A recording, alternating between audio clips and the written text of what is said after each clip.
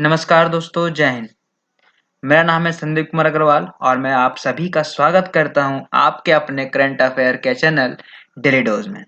आज है 25 अगस्त 2020 और आज हम लोग डिस्कस करेंगे आज के कुछ इंपॉर्टेंट करंट अफेयर्स जो हो सकता है कि आपके एग्जाम में पूछ दिया जाए और कहीं ना कहीं ये बहुत इंपॉर्टेंट है। तो अगर इस सेशन का आपको पीडीएफ नोट चाहिए तो वो आपको हमारे टेलीग्राम चैनल पर मिल जाएगा।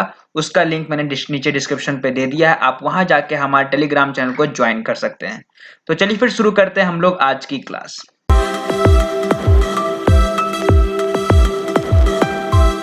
पहला सवाल है, who inaugurates tribe India showroom in Mumbai. हाल ही में मुंबई में ट्राइब्स इंडिया शोरूम जो कि लोकल ट्राइब्स से रिलेटेड है, तो इसका इनोग्रेशन किसने किया?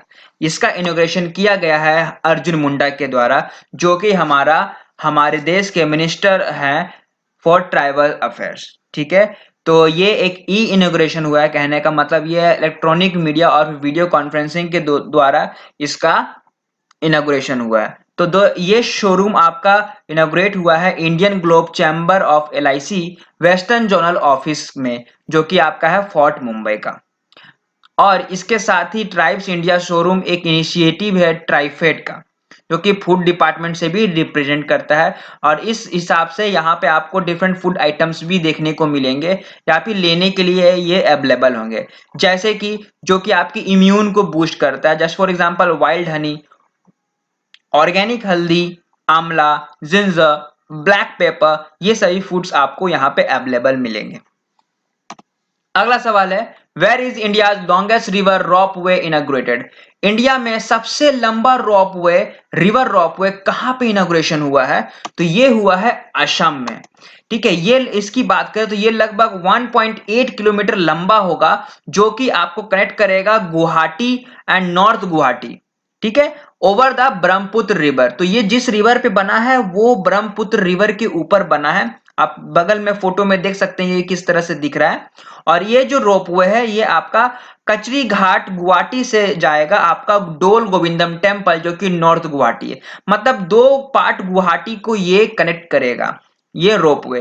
अगर हम असम की बात करें तो इसकी कैपिटल है दिसपुर। यहाँ के जो चीफ मिनिस्टर है वो है सर्बानंद सोनोवाल और वहीं यहाँ के गवर्नर है जगदीश मुखी जी। अगला सवाल है, हु लॉन्चेस द हरित पथ एप्लीकेशन। तो किसने हरित पथ एप्लीकेशन लॉन्च किया है और ये क्या है? तो इसको लॉन्च करने वाले हैं नितिन गडकरी जी। ये हमारे इंडिया के आपके ministry of road and transport से रिलेटेड है नितिन गडकरी जी। इन्होंने हरित ऐप का लॉन्च किया है और इस हरित एप्लीकेशन के थ्रू जो भी आपके रोड के अगल बगल प्लांट है, प्लांट का आपका यहाँ पर प्लांटेशन हो रहा है, वहां का जो प्लांट लाइफ कैसा है, उनका किस तरह से ख्याल रखा जा रहा है, ये सब इस एप्लीकेशन के थ्रू मॉनिटर किया जाएगा, देखा जाएगा। इंडिया का इनिशिएटिव है कि जो रोड के अलोंग है ज्यादा से ज्यादा रोड के लॉन्ग आपका ट्रीज का प्लांट का प्लांटेशन हो, ताकि इन्वायरमेंट भी हल्का सा सिक्योर हो। तो अभी देखा जाए तो 25 दिन में लगभग 25 लाख प्लांट्स का प्लांटेशन हुआ है, जो कि शुरू हुआ था 21 जुलाई 2020 से लेकर 15 जुलाई 2020 तक में हम देखें तो 25 लाख प्लांट्स का प्लांटेशन ऑलरेडी हो चुका है। और ये नेशनल हाईवे अथॉरिटी इंस्पेक्शन के द्वारा ये सारा कुछ हो रहा है। तो ये एक जीपीएस बेस्ड एप्लीकेशन है जो कि डिफरेंट डिफरेंट जो रोड्स हैं वो सबका आपको इंफॉर्मेशन देगा कि वहां के प्लांट लाइफ कैसे चल रहे हैं। तो हरित ऐप है। अगला सवाल है, which bank has launched the hiring initiative named gig opportunity. तो अभी हाल ही में एक बैंक ने आपका ये अपॉर्चुनिटीज किया है जिस अपॉर्चुनिटीज के नाम से। तो इसको लॉन्च करने वाले हैं एक्सिस बैंक। एक्सिस बैंक ने का ये सोचना है कि 800 से लगभग 1000 लोगों को रोजगार दिया जाएगा। तो इस इनिशिएटिव के साथ जो भी उनका अगला जो स्कीम आने वाला है उससे पहले इनका कहना है कि लगभग इन लोगों मतलब 800 से 1000 लोगों को रोजगार दिया जाए। और ये आपका दो बेसिस पे होगा, एक आपका परमानेंट बेसिस, एक आपका टेम्पोररी बेसिस। परमानेंट बेसिस तो जैसे आपका चलता है उसी तरह से होगा, टेम्पोररी बेसिस उस हिसाब से काम करेगा जैसे कि किस तरह का काम है और उसका वर्किंग आवर कितना होगा, इस हिसाब से ये सारा काम होगा। और ये आपके रिमोटली एरिया में होगा पूरे ऑल ओवर इंडिया में। अगर हम एमडी एंड सीईओ की बात करें एक्सिस बैंक के, तो अमिताभ चौधरी जी हैं। इसकी हेडक्वार्टर मुंबई महाराष्ट्र में है और इसका फाउंडेशन 1993 अहमदाबाद में हुआ था। अगला सवाल है, name the South African player who has been inducted into the hall of fame. अभी हॉल ऑफ फेम में किसे इंडक्ट किया गया है, किसे इंट्रोड्यूस किया गया है, तो किन्हें रखा जाएगा? ये है साउथ अफ्रीका के प्लेयर जाने माने ऑलराउंडर जैक कालिस। जैक कालिस के साथ अगर जैक कालिस की बात करें तो ये साउथ अफ्रीका से रिप्रेजेंट करते हैं और ये वहां के ऑलराउंडर हैं जो कि अपने करियर में 166 टेस्ट मैच खेले हैं, वहीं 328 वनडे इंटरनेशनल मैचेस भी खेले हैं और 1995 से 2014 के करियर में इन्होंने 25 टी20 मैचेस भी खेले हैं।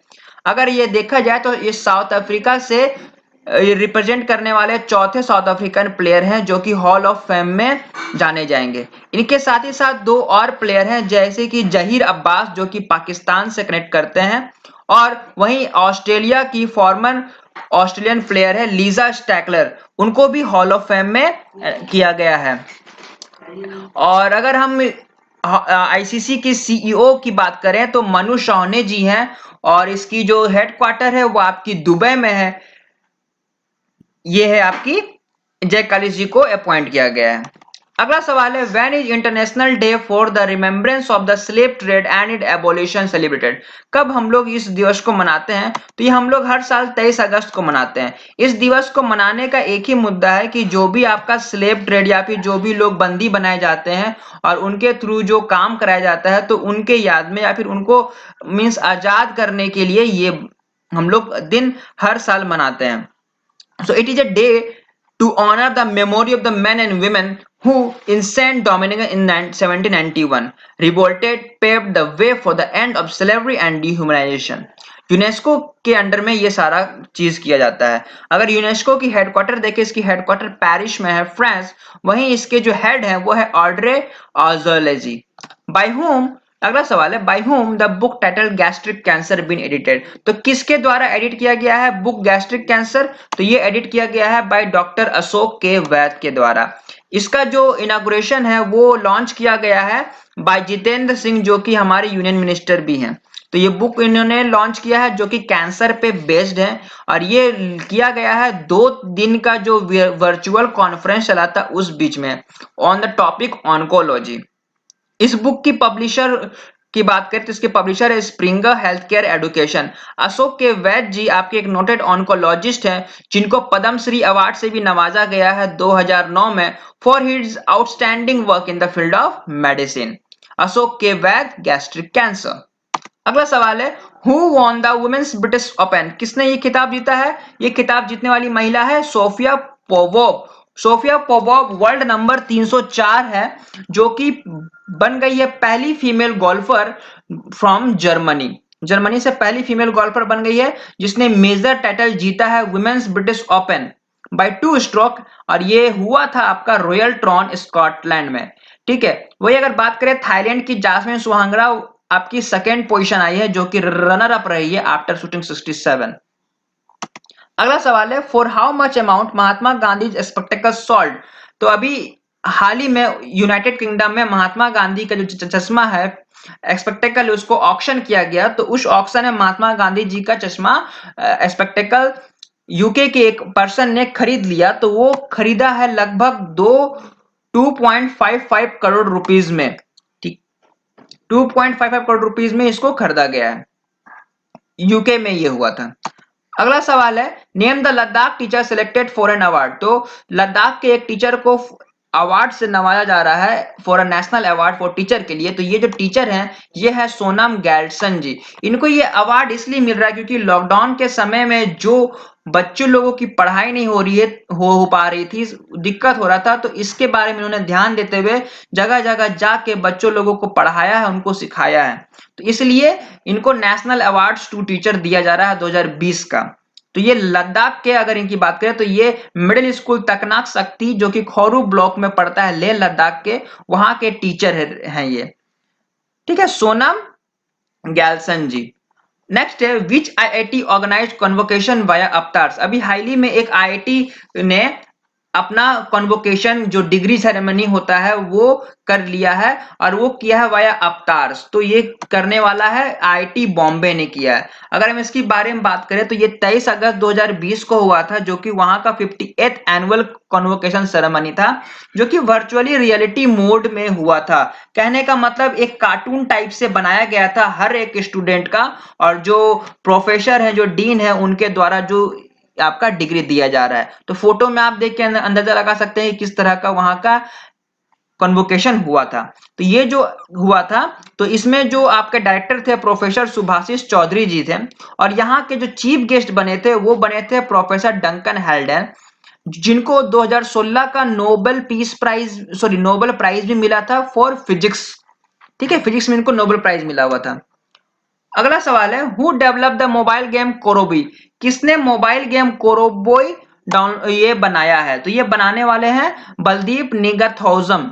बलदीप निगथौजम की बात करें तो ये आपके क्लास 9 में पढ़ने वाले एक बच्चा है, ठीक है, जिसने इस गेम को बनाया है, डेवलप किया, और ये इंडिया से बिलोंग करते हैं, मणिपुर। और इन्होंने इस गेम को बनाया है जिसका नाम है कोरोबॉय, जो कि टोटली बेस्ड है कोविड, जो कि पैंडेमिक है उस पे।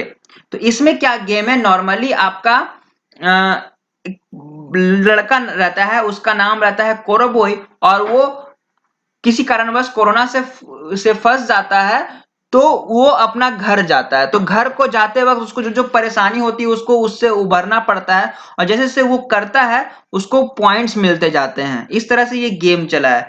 ठीक है, इस गेम का आप लोग ग्राफिक्स देख सकते हैं किस तरह से होगा, और ये गेम कैसा दिखता है, और ये आपके एंड्रॉयड यूजर्स के लिए अवेलेबल है फ्रीली। ठीक है, तो ये था हमारे आज से कुछ खास इंपॉर्टेंट क्वेश्चन जो मैंने आप सबके साथ डिस्कस किया। आई होप आपको ये क्लास पसंद आई होगी। तो आज के लिए बस इतना ही। Thank you.